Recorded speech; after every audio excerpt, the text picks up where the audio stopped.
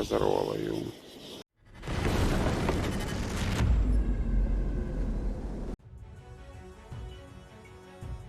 Russian commanders are said to expect only 2% of convict soldiers to survive assaults, and are punishing soldiers who do survive on the assumption that if they are still alive, it shows that they have disobeyed their orders. 2 Russian convict soldiers who are currently on the run after deserting, Vyacheslav Trutnev and Dmitry Ostrovsky, have recorded a new video accusing their deputy commander of imprisoning and causing the deaths of men who have survived assaults.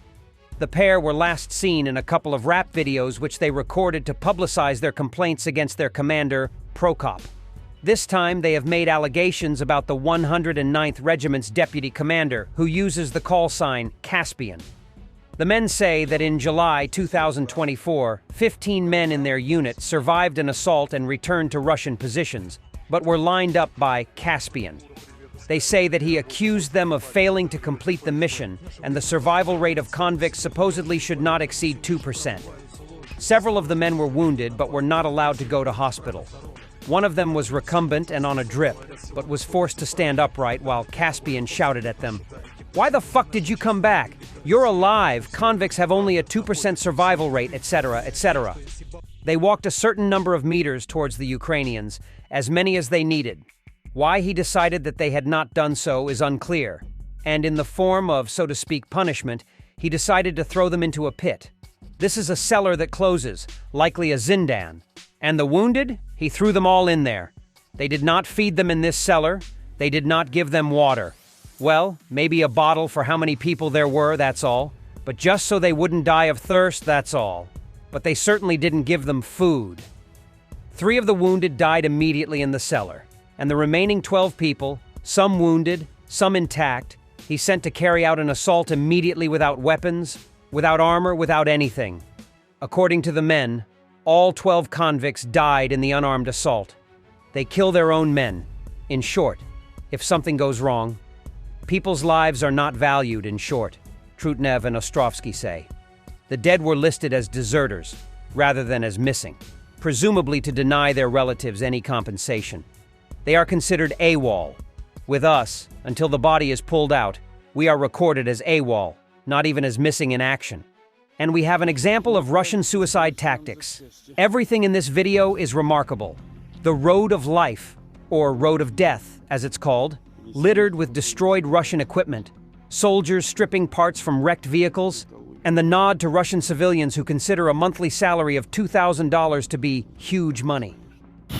Вот так достаются нам запчасти. На дороге жизни.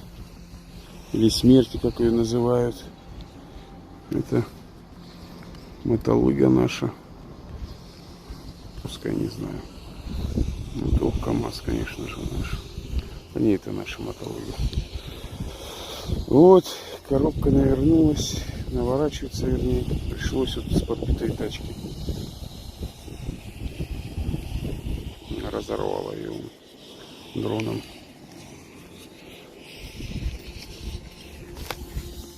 Своих тачек снимать запчасти.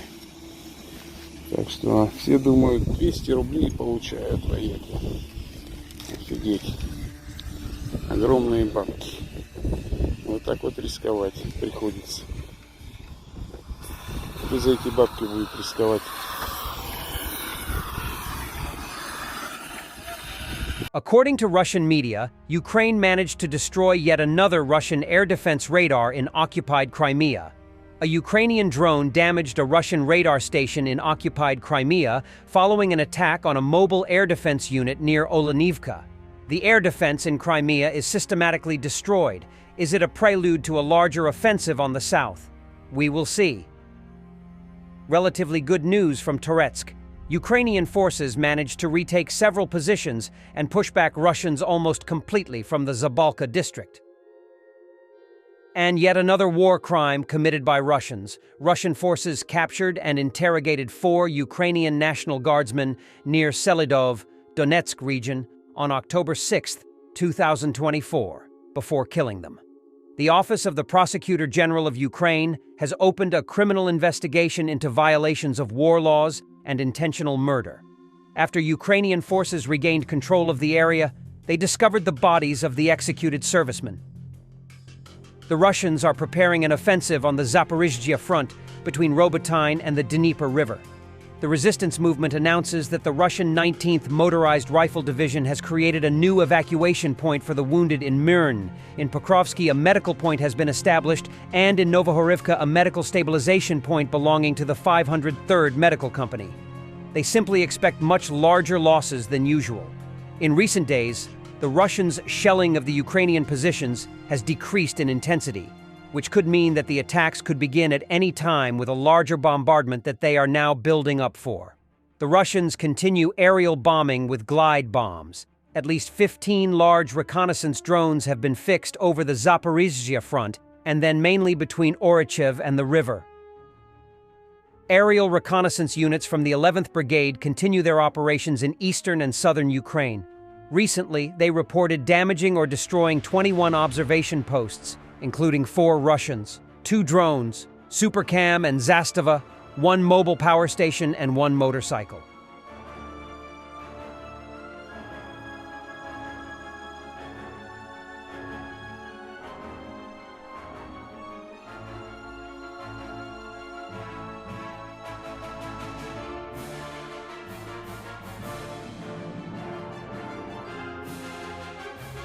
U.S. National Security Coordinator John Kirby said that North Korean troops are a legitimate target for Ukraine when deployed against Ukraine.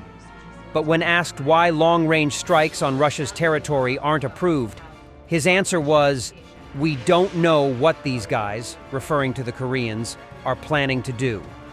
Well, maybe they are on Boy Scout camp. John, why not? Why not greenlight the long-range missiles for Ukraine's use, which is Zelensky's #1 ask, as you're sounding the alarm about what could have far-reaching implications if North Korean soldiers go into Ukraine? Well, for one thing, Jackie, we don't exactly know what these guys are going to do. What else could they be there for? We don't know what they're going to do. We don't know if they're going to deploy into combat or not.